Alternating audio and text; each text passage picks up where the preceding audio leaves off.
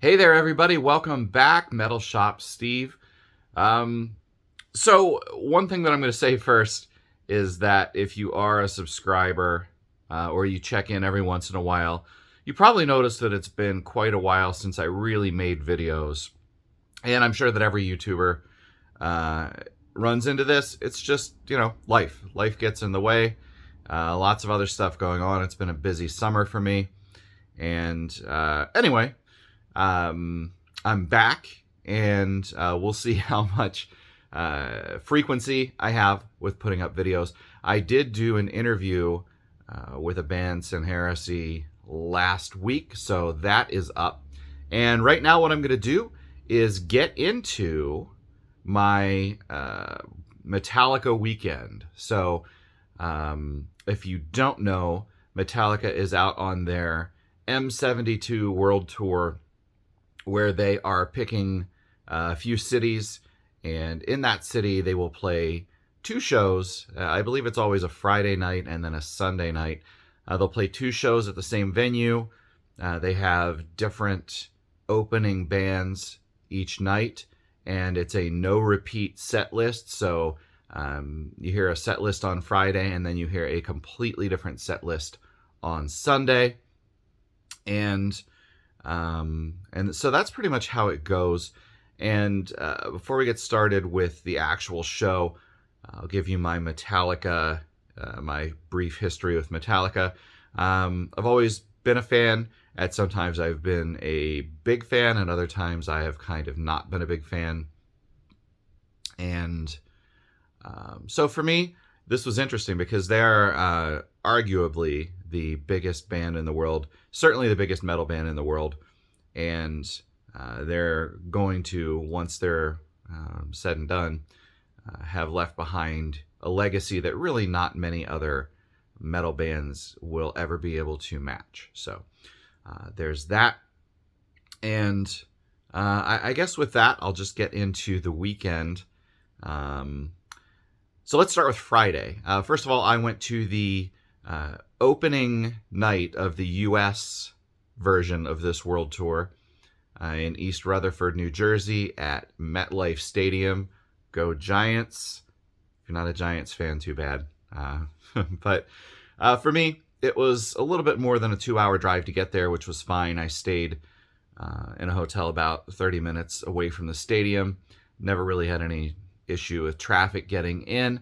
Getting out at the end of the night, it is what it is. Everybody, 80,000 people trying to leave the stadium at the same time. But really, between walking back to my car and getting out of the actual parking lot, took me about half an hour. And then I had that half an hour drive from there back to my hotel. So no complaints there. Really no issue at all.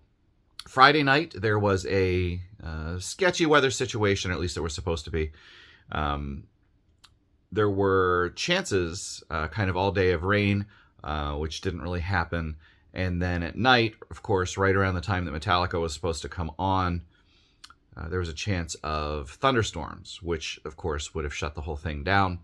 And luckily, none of that happened. It ended up being kind of overcast, but a warm yet breezy evening and beautiful weather overall. So I got to the stadium, I would say probably close to 2 o'clock in the afternoon. Now, the gates didn't open until 4:30, but what they had was a pre-show in the parking lot both evenings. So 3 o'clock, well, a little bit after because there were technical issues, but around 3:30, Prong came on, and they are a New York band, and I believe that's probably why they were chosen to play the parking lot show. Now, I've followed Prong since my early days as a fan of metal. One of the first albums that I really remember being introduced to in my young, early teen days of liking metal was a Prong album, and I loved Unconditional. And then their next album came out, and of course it was Snap Your Fingers, Snap Your Neck. And Prong was everything that I thought they would be. They were kind of no nonsense. It's just, and it pretty much always has been, three dudes rocking pretty much as hard as they can. Tommy Victor, of course, has been the guy in the middle of a rotating lineup for years and years and years, but he is Prong. So great show. They played every song I knew. Of course, Unconditional, Whose Fist Is This Anyway, Snap Your Fingers, Snap Your Neck, Beg to Differ. They did all the stuff that you would hope they do. And plus, also, if you're a Prong fan, or even if you're just kind of getting into them, they do have a new album coming out. In fact, they have a couple of singles out now, so go check those out. I mean, it's Prong. Prong doesn't change up the formula too much at all. So Prong rocked, and because of their technical issues, there was a generator problem or something. They came on a little bit late, but they played for about an hour, right up till 4:30 when the gates opened, which worked out well because we all just kind of funneled out of there right into the stadium. And I'll tell you that my seat was in the upper ring of the stadium in the 300 section, but I was in the front row right at the railing looking down more or less at midfield or mid-stage there. So I was really happy with my seat. Now, of course, down on the floor level, the stage was set up as a ring. It was in the round. So there's a ring and then a big open space in the middle. And so fans could stand all around the outside of the ring, and then also the snake pit on the inside of the ring. And Metallica kind of worked the stage all the way around. There were 8 huge towers with screens and lights on them on all around the stage. So even if you couldn't really see the band, or you didn't want to look down and see kind of smallish versions of the band running around on the stage, you could look at the big screens. Plus they had really cool videos and graphics to go along with the songs. So anyway, by the time I got in there, I got a little bit of food, I got my seat. It ended up being right around time for the opening band to start on Friday, which was Mammoth, which of course is Wolfgang Van Halen. And my brother actually has seen him before. He opened for Alter Bridge when my brother saw them. And he said they were pretty good. I never really listened to them. I expected more mainstream kind of rock, which it was. But it was actually pretty enjoyable. It was not arena rock, but it sounded really good in the arena setting. Wolfgang's voice has kind of this soaring quality when he sings, and so it was just right to fill that stadium.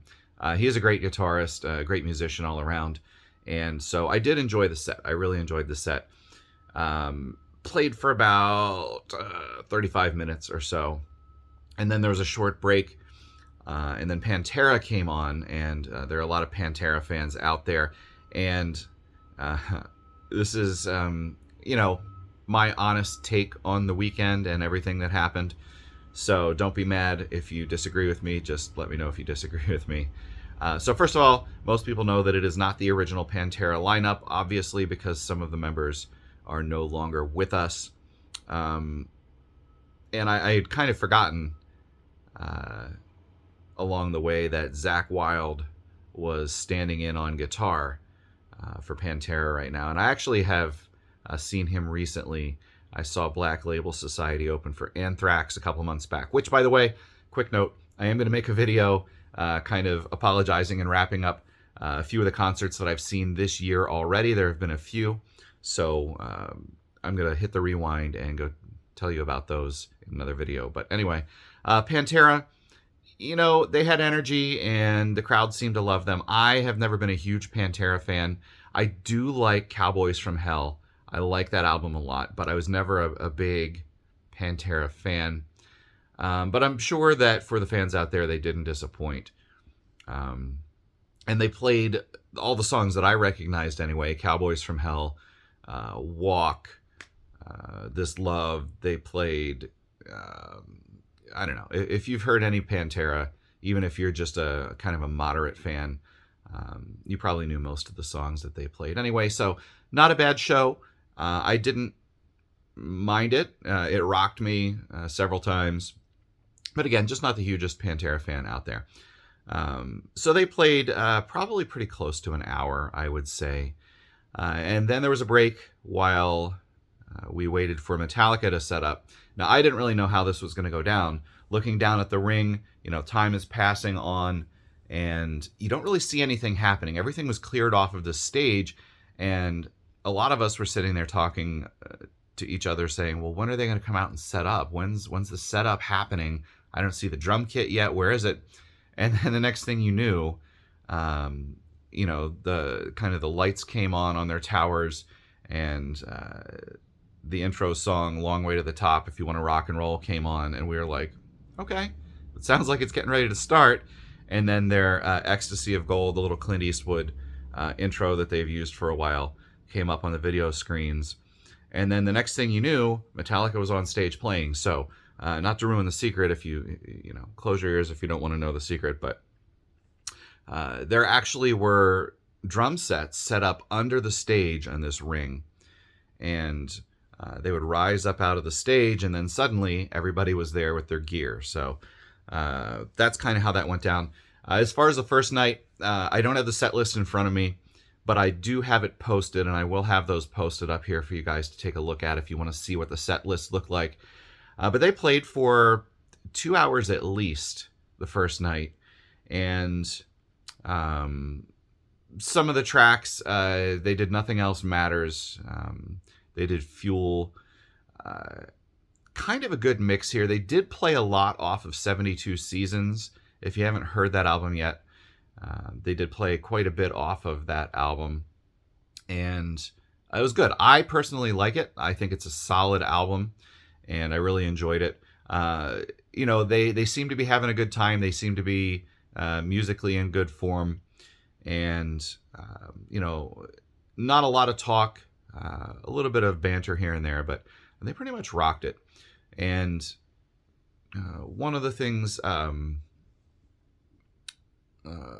it was kind of a little jam, and they said they wrote it on the spot, but Kirk and Rob had come up with this little jam specifically, they said, for this show, and they played that, and the evening ended as probably I suspected it would. I looked ahead at what other set lists looked like on the European legs of the tour, but they ended it with Master of Puppets, of course, and that was awesome. One of the things that everybody was waiting on, I believe. So I would say, for the most part, they played, I guess, newer stuff the Friday night. That's what it felt like to me anyway. There was some stuff from And Justice for All. They played a little bit from the Black Album. So that's kind of how the first night went. It was great. And all in all, it was a really long day. The concert was over probably around 11. So, for those of us who got there around 2 or so, to start out with Prong in the parking lot, it was a pretty long day. But MetLife's a great stadium. Good seats. The food is amazing. Everything was pretty clean. So no complaints there. Anyway, that was Friday night. Got back, and I had all day Saturday to fill. And they do these takeovers of the cities whenever they play. And so they had all kinds of events happening in New York City, in Manhattan, during Saturday. They had a film festival. There were tribute acts. There were other, I guess you'd call them opening bands, just on a different day. So a lot of that stuff. I didn't do that. I chose just to rest up because I knew that Sunday was going to be another long day. Although, to keep my Metallica theme going, I did find and watch, for the first time ever, I watched Some Kind of Monster, the documentary on the making of the Saint Anger album, which I'm not a fan of, but the documentary, if you've never seen it, is really interesting. Dark time in the band's history, kind of falling apart, and somehow they kept it together and everything. But that was my Saturday. Like I said, I just pretty much chilled. And then Sunday, I was back at it. Pretty much got back to the stadium same time on Sunday. Opening band in the parking lot this time was Overkill, and they are another legendary thrash band, and they actually have a pretty new album out as well, so I'll give that a plug. And they're just, they've been doing it for a really long time as well, and they went out and did their thing. Nothing fancy there in the parking lot. They just thrashed through I don't know how many songs they actually got through, but they were fast, and they pretty much blasted it out. So another good parking lot show. Now Sunday the weather was much better. Not a cloud in the sky really, and it was hot. It was hot and it was sunny, and pretty good concert weather as long as you were prepared not to get the dome burned or anything like that, which got a little bit of sun there. So got back into the stadium. Timetable kind of the same thing. 6 o'clock rolls around, and the first opener on Sunday was Ice Nine Kills. And here's where I'm going to be brutally honest. Not a fan. Nothing against them. It just doesn't do it for me. They have this kind of shtick where they're, killers or horror movie things happening on stage. The singer at times carried a knife around with him. They had masks. There were little theatrical, scary type of things happening on stage. Anyway, not for me. I know that there were fans there. And they, again, as the opening band, they played about 30 minutes or so. After that, it was Five Finger Death Punch. And again, brutally honest, I'm not looking for any hate here. This is just my opinion. I'm not a fan. I think it's kind of generic, personally, but I know a lot of people like it. And so that's really all I'm going to say about it. Was it rocking? Yeah, it was a pretty rocking show. But I don't really know any of their songs. I'm not a fan of their music. I don't really care for what they do. But a lot of people liked it, and certainly they got their money's worth if they were there to see Five Finger Death Punch, and that's one of their favorite bands. If that was you, then you certainly enjoyed every second of what they put out there. Of course, the only song I really knew was their cover of Bad Company. And they did a nice job with that. So that was pretty much that. And then on to the headliners, on to Metallica. And for me, Sunday night was my favorite of the two nights. They started out strong. They started out with old stuff, and they played a lot more of their older stuff. If you're a fan of earlier Metallica, you got a lot more of that, I think, on Sunday night. For Whom the Bell Tolls was one of the early ones on the set list here.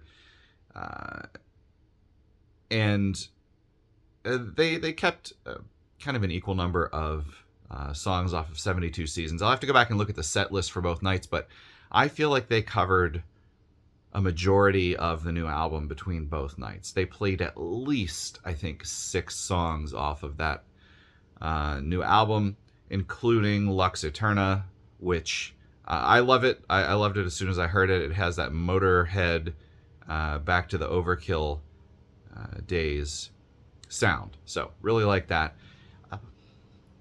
Trying to think what else they did. They did Blackened. They did Unforgiven. So for me, it was a stronger set list on Sunday night. And then we got around toward the end, and I kind of, again, I knew kind of how the set list was probably going to go. They hit up a really nice version of One, and then right after that, kind of without any talk about it, they went right into Enter Sandman, which I knew would be the closing song, and just did a really nice, straightforward version of that to end the night. And so that was the experience. All in all, it was an exhausting 2 days with kind of a rest in the middle, which is nice. Metallica was amazing, and I would say that this is probably overall the most amazing concert experience that I've had, just because of the setup, because of the 2 nights of completely different set lists. I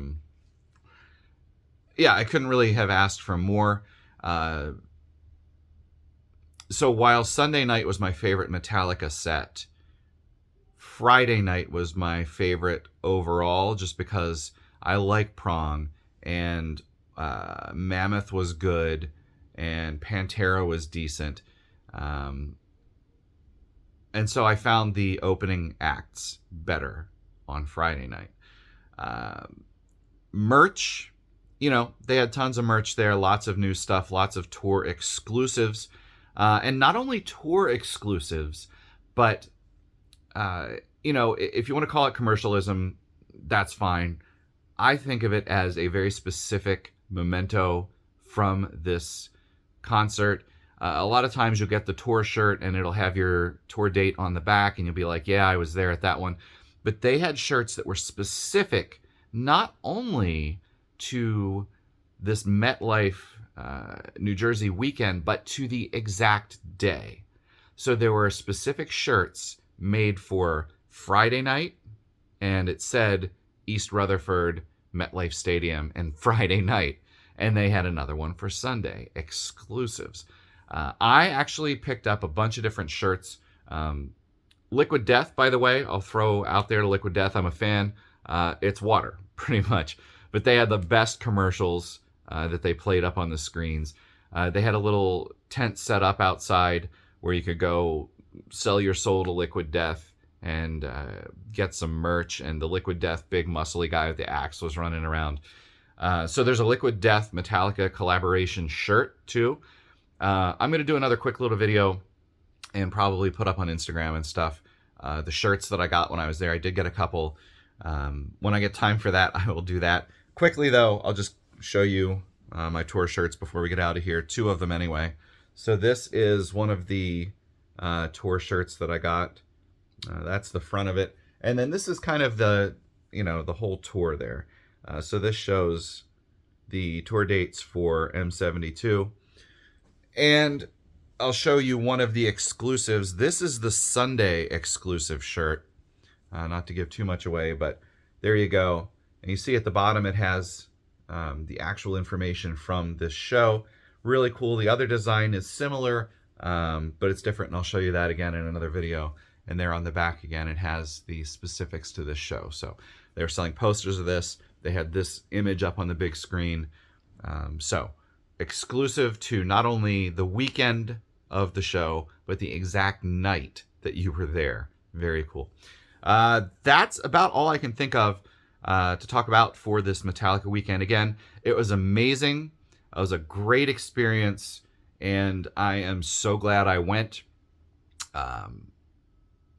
And that's about it. If you get a chance to go check out this tour somewhere, do yourself a favor. It's a little pricey, but it's worth it in my opinion. Go check that out. Be looking for other new videos coming up soon. Again, I have one where I'm going to talk about other concerts that I kind of missed talking about this year. And then I will have another one coming up just briefly to show you my tour merch that I got from M72. That is it. Thank you so much for watching, and I will talk to you later.